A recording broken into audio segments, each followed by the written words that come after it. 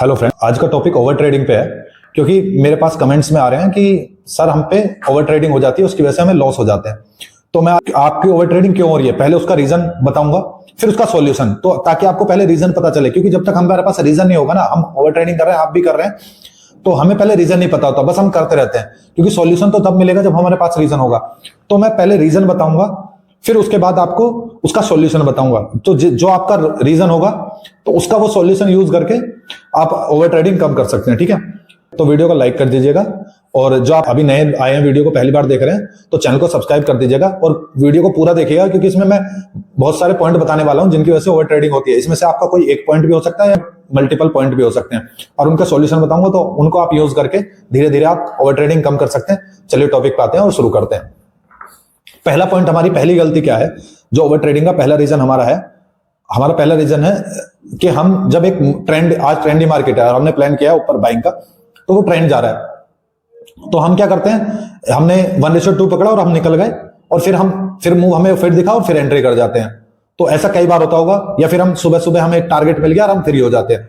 तो इसमें मैं आपके लिए इसका और क्या, इसमें एक आपने ये भी देखा होगा काफी बार, मैं पहले पॉइंट बता देता हूं कि एक दूसरा पॉइंट ये भी होता है कि आपको सुबह प्रॉफिट हो गया, फिर आप बाद में लॉस में चले जाते हैं।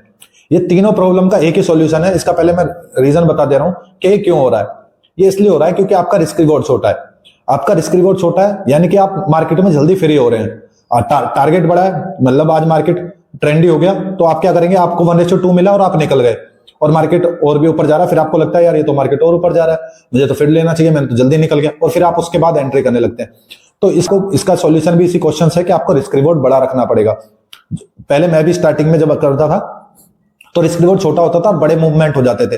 तो मैंने ये समझा, फिर मुझे लगता था यार इतना बड़ा मूवमेंट छोड़ दिया, तो और फिर उसके लगे, फिर जब हम फ्री भी हो जाते हैं, फिर उसके बाद फिर हम दोबारा से एंट्री करने सोचते हैं, क्योंकि मूवमेंट तो हमें दिख रहा होता है, तो हम कंटिन्यू एंट्री करते हैं, जिससे ओवर ट्रेड हो जाता है।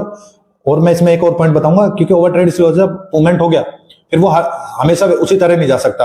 आप दोबारा एंट्री करेंगे, फिर वो आपका क्या पता सेकंड टाइम में मूव में पहले असल खाए फिर मूव हो, तो लॉस हो गया। तो आपने 1000 रुपए कमाए थे, अब वो 1000 रुपए आप 1000 में से 500 चले गए, तो आपको बुरा लगेगा। 1000 में 800 चले गए, वो सॉरी 200 चले गए, तो आपको 800 दिखे, तो आपको लगे यार 1000 रुपए कमा के निकला था, फिर दोबारा से एंट्री कर लेता हूं। और इस तरीके से एक ही मूव में आपको इतने लॉस लग जाते हैं।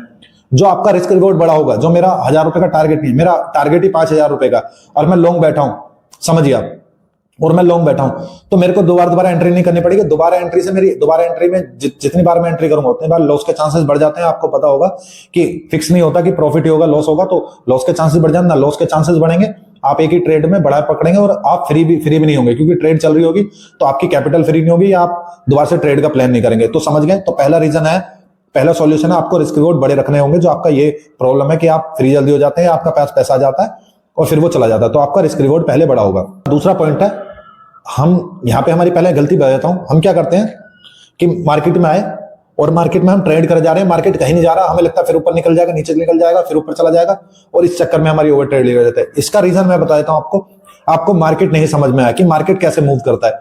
ये मैं समझता हूं आपका सेटअप अच्छा होगा, पर फिर भी आपको बहुत अच्छा प्रॉफिट मिल जाता है सेटअप पे। फिर एक टाइम आता है आपका इतनी ओवर ट्रेडिंग हो जाती है कि लॉस हो जाता है। मैं उस पर आपको पॉइंट, ये भी आपका पॉइंट होगा, मैंने काफी बार देखा है, काफी लोगों का ये होता है कि आप पहले 1-2 दिन बहुत अच्छा प्रॉफिट हो जाए, फिर तीसरे चौथे दिन क्या होता है, हम लॉस कर चले जाते हैं, और एक ही दिन में सारा कैपिटल खत्म हो जाता है, हम लॉस हो जाता है, और उसी दिन में जितना प्रॉफिट कमाया वो भी खत्म हो जाता है, लॉस, और वो ओवर ट्रेडिंग हो जाती है।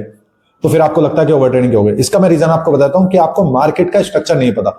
आपको मार्केट को समझना होगा कि मार्केट कैसे वर्क करता है। इस पर मैंने वैसे पहले वीडियो बनाई हुई है कि मार्केट वर्क कैसे करता है, आप उसे जरूर देखिएगा। जिसको ये प्रॉब्लम है कि 2-3 दिन प्रॉफिट हो जाता है फिर बाद में लॉस में जाना, उसके लिए वो बेस्ट वीडियो है कि आपको समझना होगा कि मार्केट कैसे वर्क करता है। तो आप क्या करते हैं कि आपको आपको ट्रेंडी मार्केट में बहुत अच्छा प्रॉफिट मिल जाता है, वोलेटाइल में भी आपको मिल जाता है। फिर आप क्या होता है, फिर उसके बाद एक साइडवेज मार्केट आती है। 2-3 दिन बाद जब साइडवेज मार्केट आती है, आपको लगता है कि 3 दिन मुझे प्रॉफिट हुआ, फिर भी वही मार्केट है, पर अब वो मार्केट जा चुकी है, अब साइडवेज मार्केट आ चुकी है। आप साइडवेज मार्केट में ट्रेड करेंगे तो वो जाएगा ही जाएगा, वो क्योंकि कहीं नहीं जा रही, आपको दिखता रहेगा कि अब जाएगा, और वो उसी दिन सारा पैसा लेके चला जाएगा। तो आपको मार्केट स्ट्रक्चर समझना पड़ेगा। तो दूसरा सॉल्यूशन यही है, आप मेरी वीडियो देखो, मार्केट स्ट्रक्चर की मार्केट वर्क कैसे करता है। इसका सॉल्यूशन ये है कि आप जो ट्रेंडी में कमाते हैं तो ट्रेंडी का वेट कीजिए, ऐसे नहीं कि साइडवेज में भी वोलेटाइल में करें। ट्रेंडी में कमाया, फिर आपको शांत बैठना होगा जब तक साइडवेज मार्केट नहीं आ जाती। साइडवेज के बाद जब आपकी ट्रेंडी मार्केट है तब करो। जो आप वोलेटाइल में कमा रहे हैं तो फिर आपको पता होना चाहिए कि वोलेटाइल के बाद मेरी साइडवेज मार्केट है, तो मुझे कुछ दिन रेस्ट लेना पड़ेगा कि अब साइडवेज आ चुकी है, अब जब दोबारा से अगेन मेरी मार्केट आएगी मैं तब ट्रेड करूंगा। तो ये ओवर ट्रेडिंग से इससे आपकी बहुत कम होगी, इसमें बहुत हेल्प मिलेगी। तो आप एक बार वीडियो देख लीजिएगा और ताकि आपको पूरा समझ में आए। तीसरा पॉइंट यह है कि हमारा क्या होता है कि हमें, जैसे हमने ट्रेड लिया और हमें पता है कि हम दो ट्रेड लेंगे और हमारा लॉस ही होगा।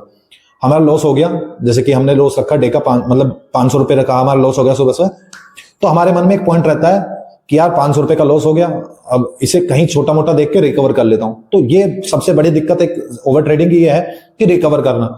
आपको समझना होगा कि आपको पहले इसके लिए एक पॉइंट ये है कि आपको ये समझना होगा कि लॉस भी होते हैं मार्केट में, ऐसा नहीं किसी कि हमारा लॉस नहीं हो सकता, ये आपको समझना होगा। जैसे मेरा ऐसा नहीं हर महीने में प्रॉफिट करूंगा, मैं आप पीएनएल के वीडियो बना रहा हूं, आप मेरी पीएनएल पे वीडियो देख सकते हैं, नेक्स्ट वीडियो भी आने वाली है, उसमें मेरा लॉस भी होगा, मैं दिखाऊंगा। तो आपको समझना होगा कि हमेशा डे पे लॉस नहीं होता, मेरे भी देखना पीएनएल में मेरे भी लॉस होते हैं, पर मैं प्रॉफिट बड़ा पकड़ता हूं इसलिए प्रॉफिट हो जाता है और वो मैं लॉस में नहीं जाता। तो आपको समझना होगा कि लॉस में हमें जाना पड़ेगा, लॉस भी होते हैं, तो किसी दिन लॉस में भी जाएंगे, किसी दिन प्रॉफिट में भी जाएंगे, और ऐसा नहीं डे भी, कोई महीना भी, किसी महीने भी, पूरा मंथ भी लॉस में जाता है, वो भी आपको एक्सेप्ट करना पड़ेगा। पर आपका जो रिस्क रिवॉर्ड मैनेजमेंट अच्छा है तो आपको वो नेक्स्ट मंथ या 1-2 मंथ में वो पूरा रिकवर हो जाने वाला है, आप वापस प्रॉफिट में आ जाएंगे। तो आप बात समझ लीजिएगा, ठीक है। तो आपको लॉस लेके जाना सीखना पड़ेगा। लॉस आप उतना ही रखें, मैं बताता हूं आपका क्या है, वो लॉस क्यों नहीं लेके जाना चाहते, क्योंकि आपको लगता है बहुत अच्छा मूव है या कोई भी रीजन है, आप सोचते हैं बड़ी क्वांटिटी में कर लेते हैं या बड़ा रिस्क ले लेते हैं, जिसकी वजह से आपको लगता है यार इतना रिस्क तो मेरी कैपेसिटी में नहीं था और आज रिस्क बड़ा हो गया, तो मैं अभी से मेरे को रिकवर करना पड़ेगा, और वो सबसे बड़ा गलती है। मेरा कभी कभी बड़ा लॉस भी होता है ना, कभी, क्योंकि वो सबका होता है, बड़े ट्रेडर का भी होता है, मैं बता दूं, आप सोचते हैं कि किसी का बड़ा लॉस नहीं होता, कभी कभी सबका बड़ा लॉस हो जाता है, तो हम उसको भी एक्सेप्ट करते हैं कि आज बड़ा हो गया, तो हमने एक लिमिट रखी हुई है, ऐसा नहीं बड़ा कितना भी हो जाएगा, ये भी मैं बताता हूं, ऐसा नहीं बड़ा पूरे कैपिटल खत्म हो गया, उसकी भी लिमिट है, वो भी आपको पॉइंट बताऊंगा। तो आपको लिमिट आपको रखनी पड़ेगी, और जिस दिन आपको थोड़ा बड़ा भी होगा, लिमिट से ज्यादा भी होगा, तब भी आपको समझना पड़ेगा कि आज मार्केट आपके हिसाब से नहीं चल रही, आपको आज बंद करना पड़ेगा। वो लॉस आपका हुआ है तो आपको वो घर ले जाके मतलब घर ले जाना पड़ेगा कि आज लॉस में भी जाएंगे, किस दिन प्रॉफिट में आएंगे, क्योंकि रोज कोई प्रॉफिट नहीं कर सकता, ये आपको समझना होगा। तो तीसरा पॉइंट आपका लॉस पे हो गया, मैं आपको बताऊंगा, इस पे भी आगे पॉइंट बताऊंगा कि इसे और कैसे इसे इंप्रूव कर सकते हैं। चलिए फोर्थ पॉइंट पे आते हैं अपने। तो फोर्थ पॉइंट हमारा यह है कि हमें मार्केट टाइम डिसाइड करना है। आपने काफी बार देखा होगा कि आप पूरे दिन मार्केट में बैठेंगे, ठीक है, आपने प्लान किया कि मार्केट में ये होने वाला है और मैंने प्लान किया, तो आपको समझना होगा, आपको एक रिकॉर्ड बनाना होगा, उसके लिए मैंने वीडियो बनाई है कि आपकी गलतियों पे, तो एक रिकॉर्ड बनाना होगा कि आपको ज्यादातर किस टाइम मूव मिलते हैं, वो रिकॉर्ड बनाइए कि आपको मॉर्निंग में ज्यादा मिलते हैं या फिर मार्केट एंड में सेकंड हाफ में आपको ज्यादा मिलते हैं, सेकंड या मार्केट के स्टार्टिंग में आपको मूव मिलते हैं, उस पर आप रिकॉर्ड बनाइए। जब ज्यादातर मूव मिले हैं तो उस पॉइंट को नोट करिए और देखिए किस टाइम ज्यादा मिले हैं, और फिर उसी टाइम बस मार्केट में ट्रेड कीजिए, दूसरे टाइम करने मत आइए।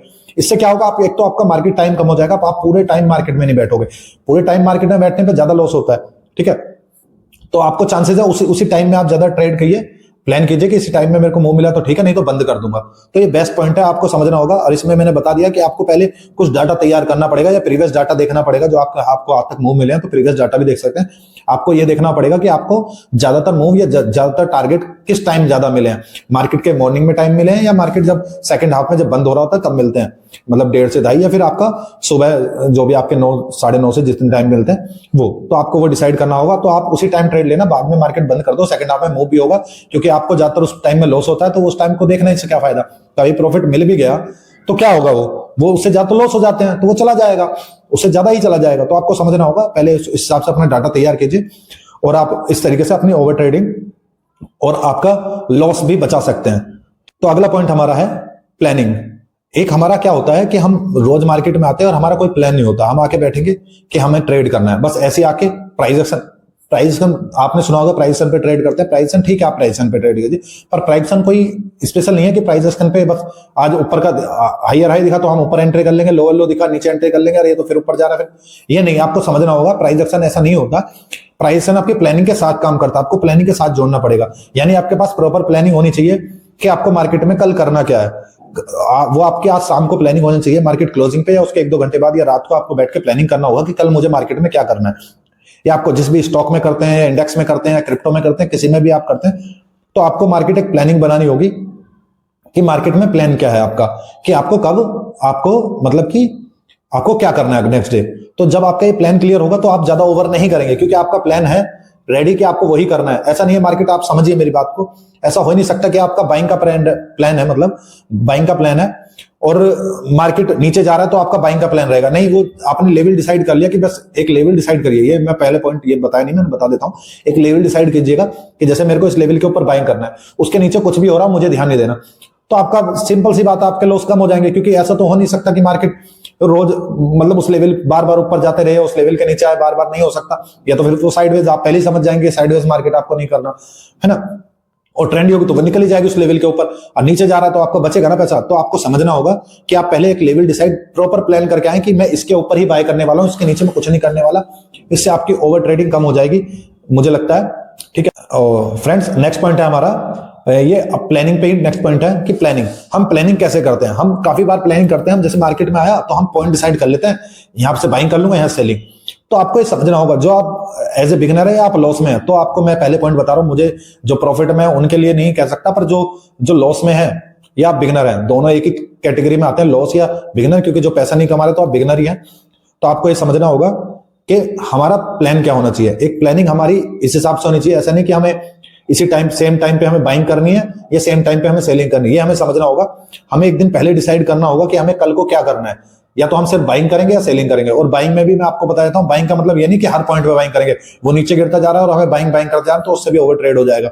आपको एक लेवल डिसाइड कर लिया और आपने ये प्लान कर लिया कि बस मैं आज बाइंग करूंगा, जब भी इस लेवल के ऊपर निकलेगा तो बाइंग करूंगा, नीचे जा रहा है मुझे नहीं देखना। तो ये आपको क्लियर होना चाहिए, नहीं कि मैं बाइंग करूंगा तो हर यहाँ पे डे पे रिवर्सल प्लान करता हूं। बहुत बार हम क्या करते हैं, हम सोच के आते हैं बाइंग हो गया, आज मार्केट ऊपर जाएगा, तो हम क्या करते हैं, वो नीचे जाता रहता है, हम पॉइंट पे बाइंग करते रहते हैं। कोई दिक्कत नहीं, नीचे जाएगा, कल जब ऊपर आएगा जब कर लेंगे बाइंग, तो उसे नीचे जाने दीजिए। नीचे से रिवर्सल का प्लान मत कीजिए, क्योंकि जो रिवर्सल होके भी आया, इस पे भी मैं एक वीडियो बनाऊंगा कि रिवर्सल होके आएगा तो कोई खास पॉइंट आपको मिलने वाले नहीं, इस पे भी मैं वीडियो बनाने वाला हूं, तो वो उस वीडियो को देखिएगा, उसमें आपकी हेल्प हो जाएगी। पर मैं यहां बता रहा हूं कि वो नीचे जा रहा है तो जाने दीजिए उसे।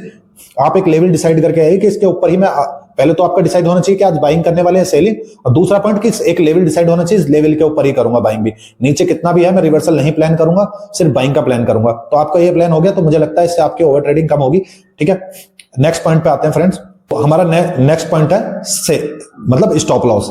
हमारा स्टॉप लॉस, हम क्या करते हैं, हम मार्केट में आते हैं, हम अपने स्टॉप लॉस डिसाइड नहीं करते काफी बार, और ऐसा करते हैं कि हम 2 भी एसएल लग गए, 3 एसएल लग गए, और हम करते रहते हैं। उससे हमारा कैपिटल खत्म होगा, आपको समझना होगा, या ब्रोकरेज बढ़ जाएगी। ठीक है।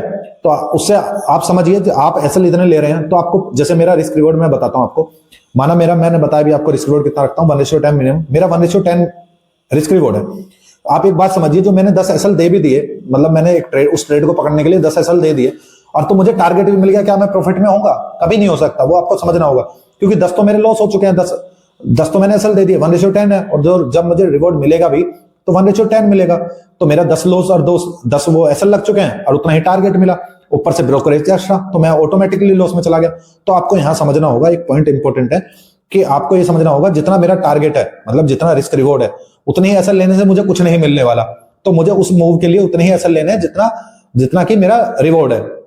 1:10 रिवॉर्ड है, 1:10 है, तो मेरे को उस मूव के लिए 5 से ज्यादा एसएल नहीं देने, 4 या 5, बस उससे ज्यादा मैं ट्राई भी नहीं करता। जब मैं किसी मूव को ट्राई कर रहा हूं और उसमें मेरे 4 से 5 एसएल लग रहे हैं, तो उसे आपको बंद करना पड़ेगा, वो आपका मूव भी नहीं है। तो आपको डिसाइड करना होगा, तो इस हिसाब से आप, और अब उस हिसाब से आप अपने उस मूव को डिवाइड कर दीजिए कि कितने मेरे एसएल लगेंगे।